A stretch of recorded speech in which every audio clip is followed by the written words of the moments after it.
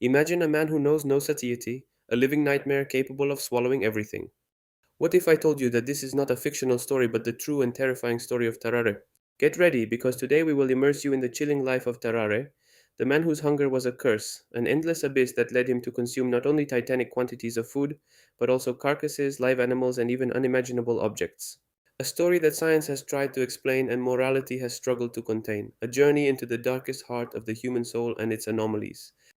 You may ask, how can a human body endure so much? And above all, what was behind this desperate and endless hunger? Tarare was born in France in an era, the 18th century yards, when science was taking its first steps and mystery still shrouded much of human existence. His early years were shrouded in such profound poverty that his condition was almost a blessing or a curse, depending on your point of view.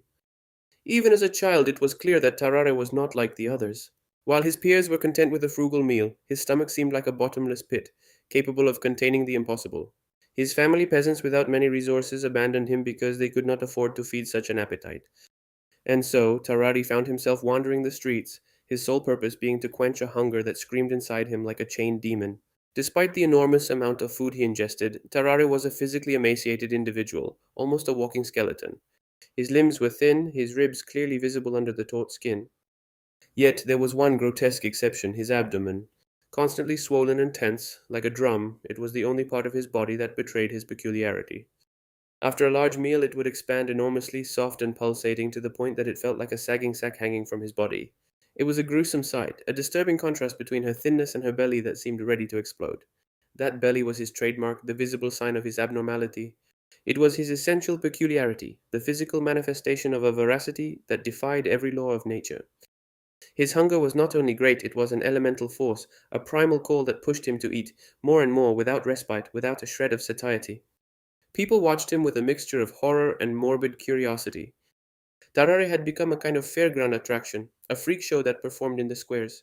His show was simple but terrifying. He swallowed incredible quantities of traditional food. Entire meals prepared for 10 people disappeared in a few minutes. They say he was capable of eating an entire basket of apples in one sitting, gulping down fruit and seeds with equal indifference. But what terrified the public most was his absolute lack of satiety. No matter how much he swallowed, his gaze remained hungry, his eyes glassy and desperate. He never felt a sense of contentment, never a moment's rest from the torture of hunger. It was as if the food wasn't nourishing him, but simply disappearing into an unfillable void inside him. But his hunger, my friends, did not stop at ordinary food. Soon his performances took a darker, more repulsive turn. Its diet included live animals. Yes, you heard right. Tarare swallowed cats whole, alive and well, with their paws flailing and their muffled meows fading into his esophagus. Snakes, lizards, rats, anything that moved and breathed was a potential meal for him. It was a macabre spectacle of pure horror to all who beheld it, a shocking demonstration of the limitations of human nature, or perhaps its complete lack thereof.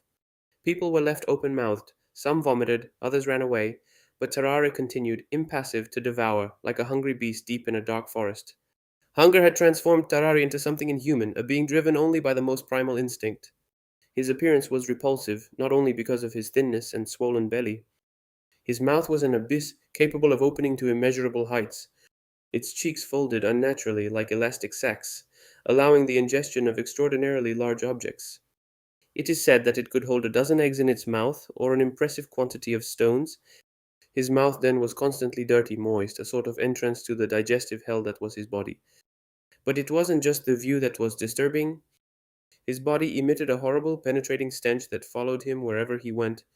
Witnesses at the time described it as having a smell comparable to that of cemeteries, a scent of putrefaction that nauseated anyone who approached it.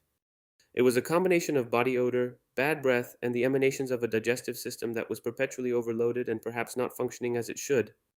To make matters worse, his body temperature was constantly high. He was sweating excessively. His body seemed to be constantly boiling like an internal furnace burning nonstop to process the infinite amount of food. He was a desperate, suffering creature whose body was a mystery and a condemnation. His condition obviously attracted the attention of French military doctors during the First Coalition. It was the years of the Revolution, and France was at war. Military discipline led Tarare to attempt a controlled diet, but it failed miserably. He was wasted away, desperate, and was admitted to the military hospital in Saulx. There, Dr. Pierre-Francois Percy, a surgeon of considerable stature, became his chief observer and almost his scientific tormentor. Percy and his colleagues were both fascinated and terrified by Tarare.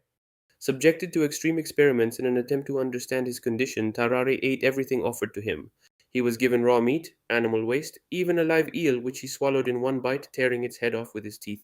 A doctor offered him food in industrial quantities, an entire meal prepared for 15 peasants, consisting of two large meat pies, solid food, and drink.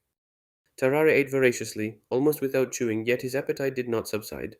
After finishing everything, he fell asleep exhausted, but when he woke up, he was hungry again, tormented as before. They tried to feed him with laudanum, vinegar, tobacco lozenges, but nothing had any effect on his insatiable hunger. His desperate situation and his unusual skills led him to collaborate with the French army. His reputation as an inexhaustible eater made him an unlikely but strategic candidate for a covert mission. They thought it might be the perfect agent for carrying messages behind enemy lines. The idea was as simple as it was grotesque. Tarrare would swallow a precious document, protected by a wooden box, and then recover it once he reached his destination. A sort of human messenger, inviolable and discreet. The mission, of course, was a disaster. Swallowing military messages and carrying them behind enemy lines was a short and unsuccessful experience. Sent as a spy across the Rhine, Tarrare failed to speak German, was quickly captured by Prussian hussars, and interrogated. Under threat of tortures, or perhaps out of his own fear of starvation, he revealed his role, and the wooden box was recovered after hours of suffering for Tarrare. The message was an insignificant letter, just an experiment to test its reliability. The Prussians, while disgusted, were also amused by his plight, and after having him simulated hanging and tortured, released him to the French front, once again starved and humiliated. His spy career ended there tragically, but that was the least of his problems. Back in the hospital, Tarrare fell back into his more extreme habits. He stole food, ate patients' scraps, and sneaked into the hospital kitchen and even the dissecting room, where he reportedly ate cadavers, or at least parts of them. This was proof that his body, his digestive system, had become a crematorium for anything it could find. His unusual nature, his insatiable hunger, led him to commit increasingly desperate and atrocious acts. He was accused of eating a small child who disappeared from the hospital. Although there was no conclusive evidence, the accusation was enough to permanently remove him. He died at a young age, only 26, in a hospital in Versailles in 1798. The official cause of death was tuberculosis, but his body was already ravaged by other diseases, possibly a liver abscess and other intestinal disorders. But the true story of his end was revealed only later. The doctors, obsessed with the Tarrare mystery, did not miss the opportunity to perform an autopsy. What they found was a nightmarish scene. The autopsy revealed a devastated body, internally unrecognizable. His stomach was huge, his gallbladder enlarged, his liver also unusually large and soft. The internal organs were rotten and terribly corrupted, and everything was soaked in pus. The stomach, in particular, was a shapeless mass, with a surface area so large that it covered almost the entire abdominal cavity. The surgeon who performed the autopsy, Monsieur Tessier, was unable to complete the examination due to the unbearable stench and the horror of the sight. Tarrare's body was a living, or rather dead, testimony to an existence dominated by pathological hunger, a body that had endured the unimaginable. His existence was a nightmare, a biological and human tragedy. Tarrare wasn't just a man, he was an experiment in nature gone awry, an extreme and chilling example of what nature can create. A life of torment, of incessant hunger, of degradation ended in an autopsy that revealed a body now disintegrating. His case remains one of the most baffling and disturbing in the history of medicine, an unanswered question of how much the human body can endure and how far hunger can push a man beyond the boundaries of humanity.